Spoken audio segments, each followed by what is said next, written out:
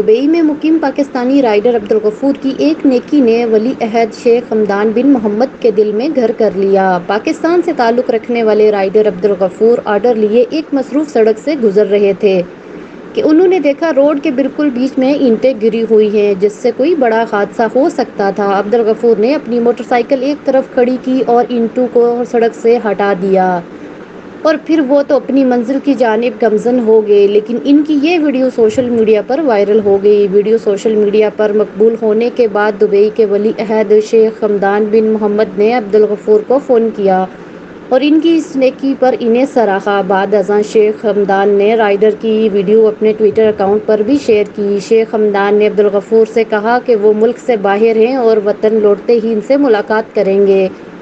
دوسری جانب عبدالغفور نے کہا کہ مجھے اب تک یقین نہیں آیا کہ مجھ جیسا عام آدمی سے دبئی کے ولی عہد نے فون پر گفتگو کی۔